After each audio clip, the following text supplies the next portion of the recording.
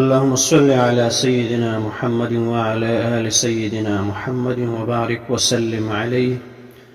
وعن أنس قال قال رسول الله صلى الله عليه وسلم: يا بني إن قدرت أن تصبح وتمسي وليس في قلبك غش لأحد فافعل. ثم قال: يا بني وذلك من سنتي ومن أحب سنتي فقد أحبني ومن أحبني كان معي في الجنة.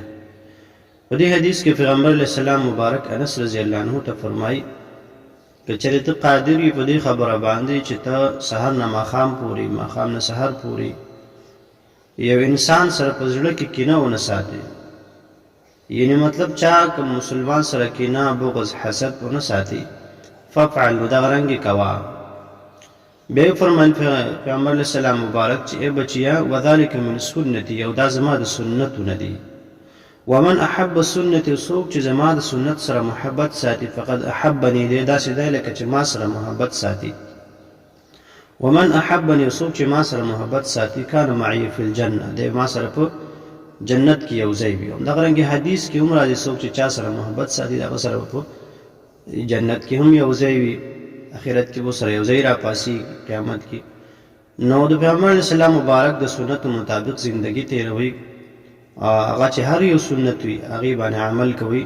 په دې کې بلا پیدا د دنیا او د آخرت دواړو دي. د آخرت پکې د ټول غټ همدغه پیدا ده چې د پیغمبر علیه السلام مبارک سره په جنت کې یو ځای وي.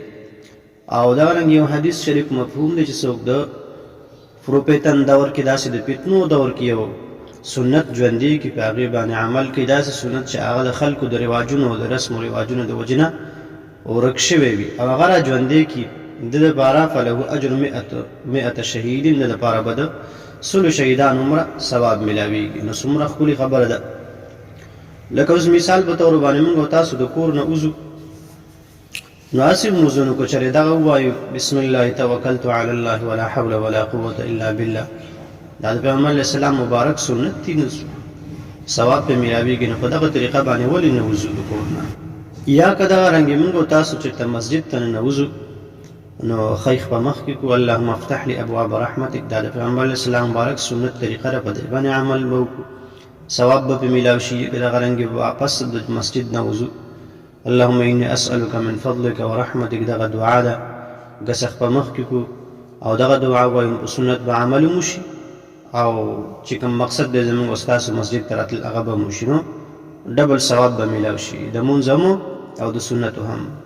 نو دغه رنګې چې موږ او تاسو خپل ناسته پاسته کې په غم ښادو کې په هر یو څیز کې کوشش موږ او تاسو دا وکړو چې هر عمل چې کوو چې هغه د سنت موافق مو یعنې برابر، نو په هغې کې به ځان له خپل یو خوند او یو برکت وي چې د سنتو موافق وي. الله دې موږ او تاسو له په دې باندې د عمل کولو توفیق راکړي.